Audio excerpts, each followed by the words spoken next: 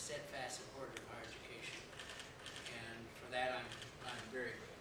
And I know that will continue as we move into the new session.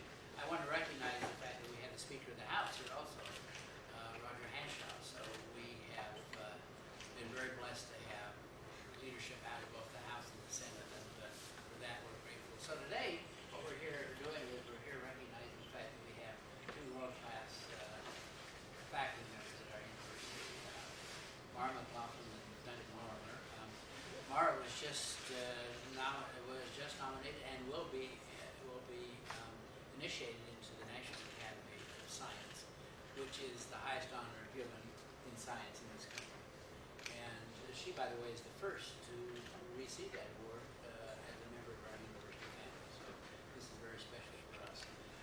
And then Duncan, who happens to be British, is being initiated into the Royal Academy. Is it of London? The Royal Society of London. Well, I nearly got it right.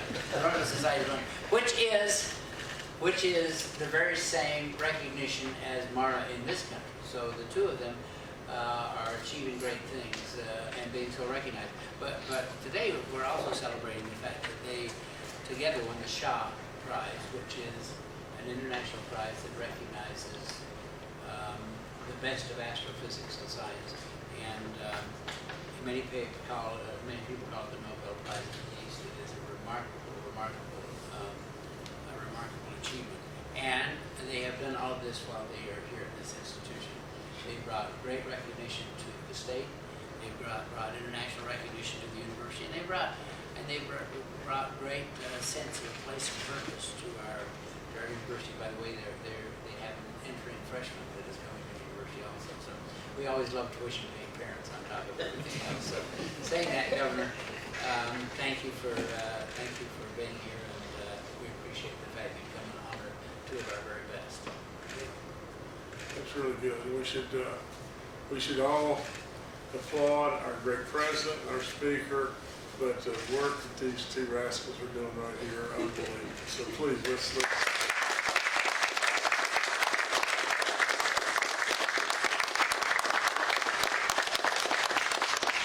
Thank you so much. thank you. It is a huge honor to have you here. It's also a huge honor to have Speaker Hanshaw here. President Gee, it's always a pleasure to see you, and thank you so much for coming and introducing us, and welcome to all of your staff.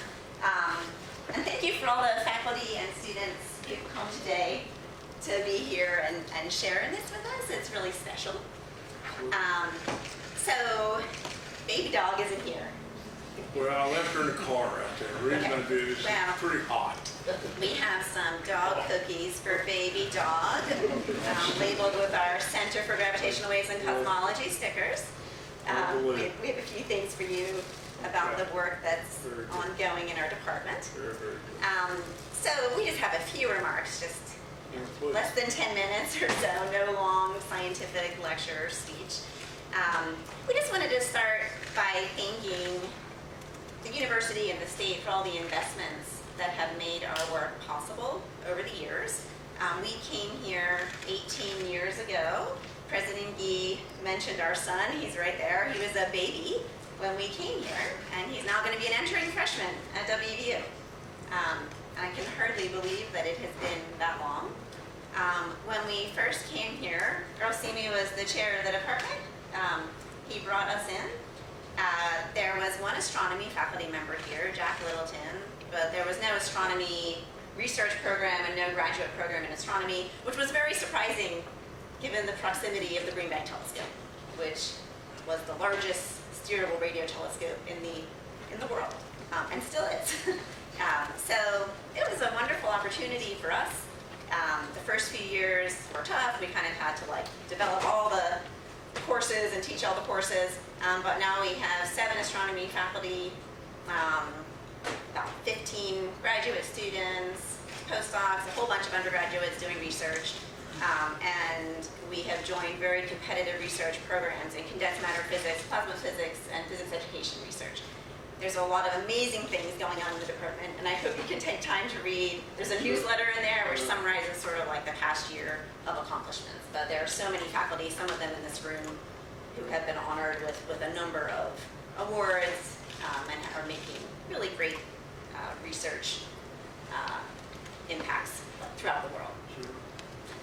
So I think John's going to tell us a little bit about the story of FRBs and the Shaw Prize, and I'll just preface it by saying that one nice thing about building up a new program is we have a lot of freedom to do whatever we wanted, right? And so we could kind of undertake kind of like high risk, high reward type science, which I think is what the Fast Radio Burst search sort of epitomizes. Yeah, absolutely. And thank you, Maura, and thank you, Governor Justice, for coming today. It's great to be here with our friends and colleagues and students in the room as well. As Maura said, we had kind of a blank slate and freedom to do what we wanted, which was, was wonderful for us.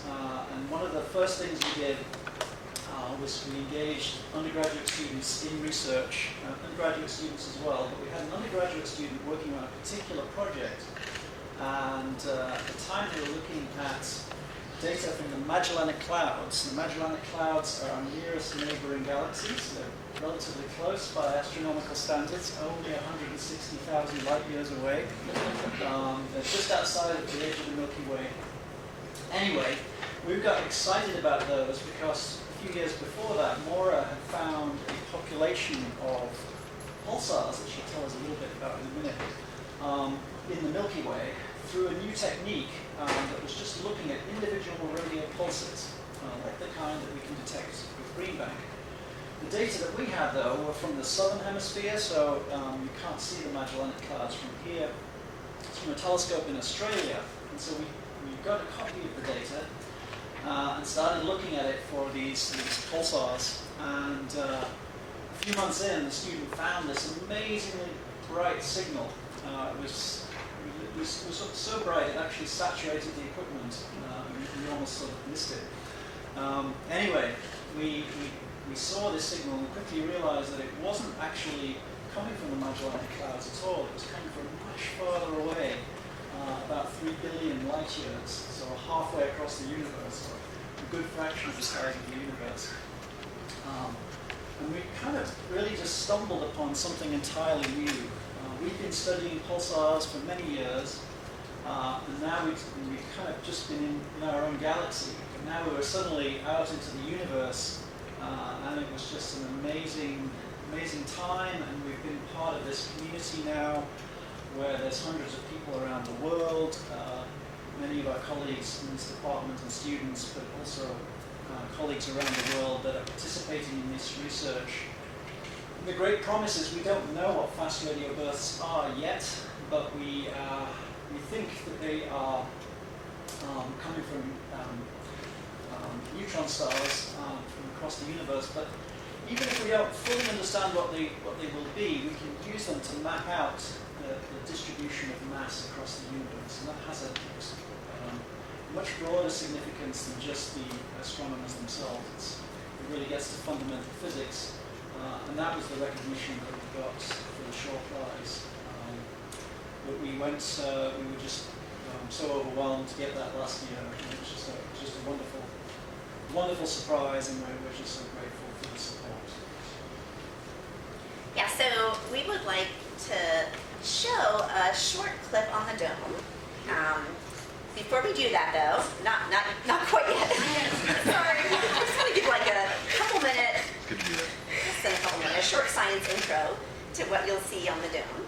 So most of my time since I've been here at WVU has been actually spent studying something, kind of related to Fast Radio Burst, but different.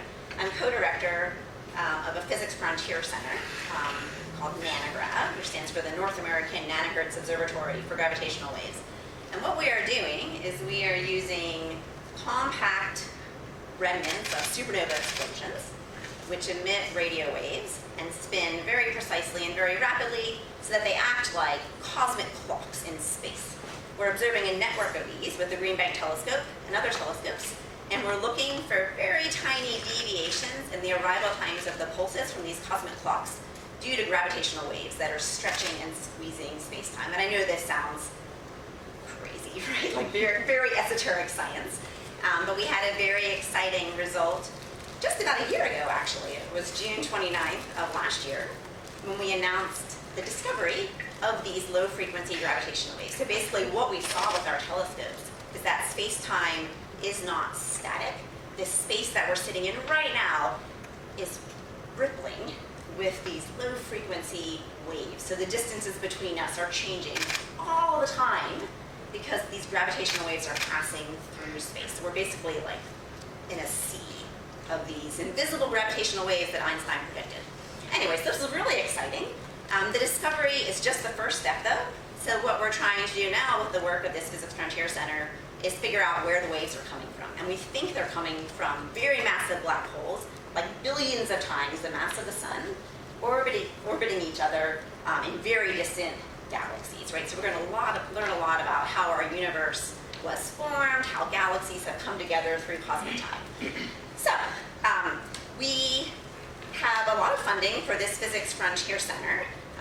By the way, there's only 10 of these in the country. Ours is composed of about 20 institutions throughout the United States.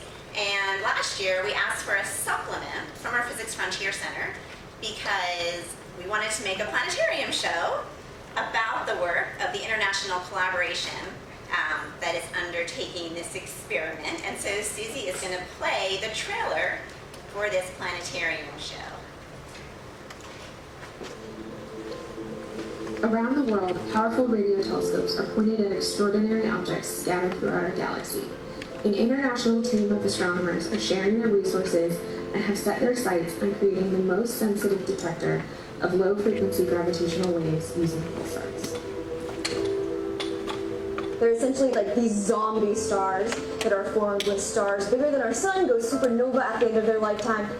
Super dense, super highly magnetized objects that spin incredibly fast, many hundreds of times a second.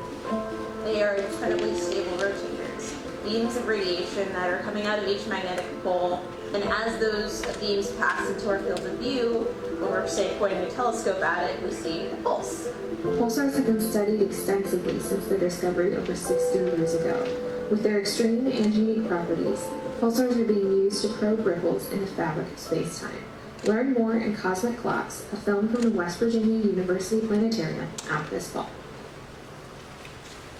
And just a short aside, both of the female students that you saw in that video, Olivia Young and Lulu Agazi, they're both from West Virginia. They both did their undergraduate studies here, and they are both on their way to PhDs in astrophysics, as we see. So I guess I'll just wrap things up from our side. Now that you've learned a little bit about pulsars and neutron stars, when we were getting the Shaw Prize last November, and I was sitting on the podium, and I looked at the medal that we have here. We've got these amazing gold medals, and I was thinking, wow, the gold that this is made from was produced in the supernova explosions of the objects that we're studying. And it suddenly had this big connection from things very far away to something right in our hands. So it was amazing moments, but none of it really would be possible without the support of the tax dollars that here, as citizens in West Virginia, but across the US, pay to our state and federal agencies. Literally all of the funded research that goes on not only in this department but around the university depends upon that, and we're just so grateful for all of that continued support. So every opportunity I get to thank the taxpayers is a big one for me. So thank you everyone to all of you for the support.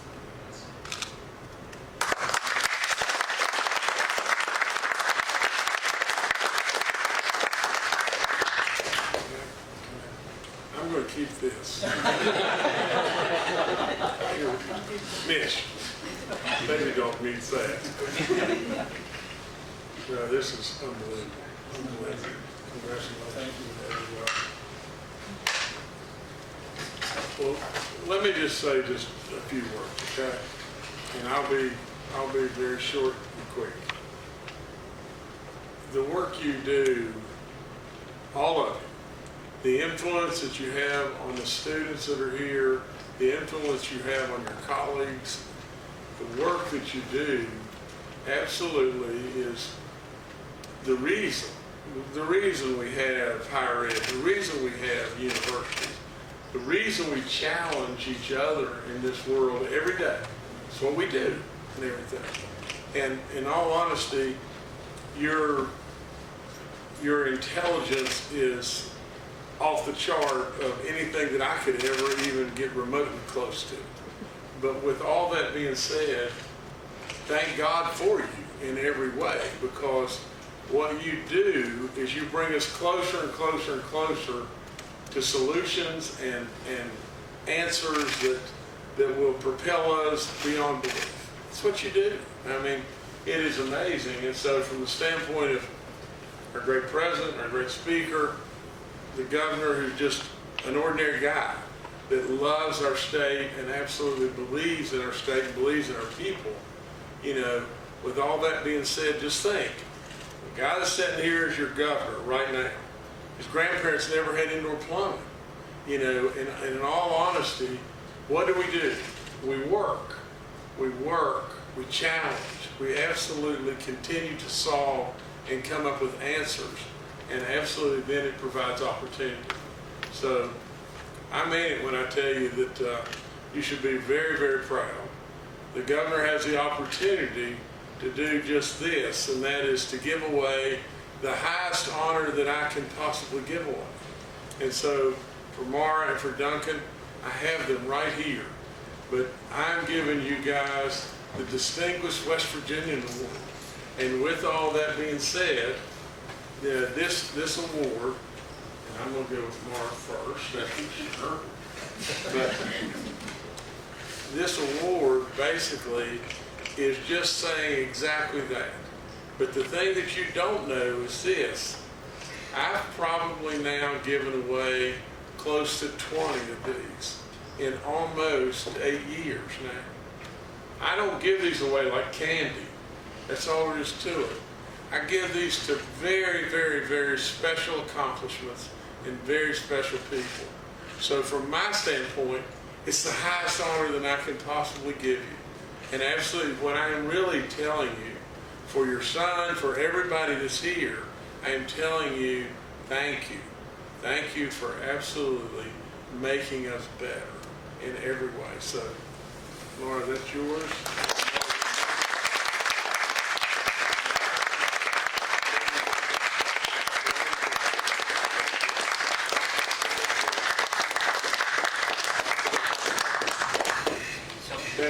Bless you, bless you. So I think everyone is going to want to get pictures here, but Governor, thank you very much. And I know. Well, I want to get a picture with you because of this bow tie and this unbelievable sport cap. Listen, I love this man beyond good sense. And I am telling you, honest to goodness, we will miss him like you can't imagine and everything. He literally loves this incredible university and loves all of you. He really does. Thank you, my friend. So let's all recognize that this is a very unusual recognition. As you said, you give it out very infrequently, and it's only to those who have made a difference. They have devoted themselves to astronomy and astrophysics, but they also have devoted themselves to West Virginia. And I think that is what is incredibly important. So thank you for being here, everyone. Thank you for being here. And Mara, come on up here. You and Duncan, let's get some pictures taken. Come on.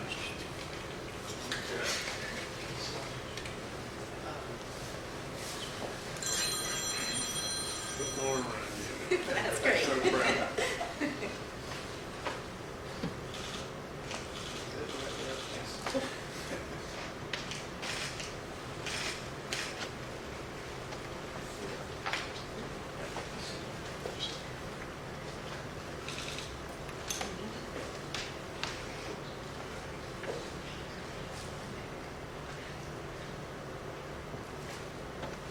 So thank you everyone for coming. We're grateful to have you here.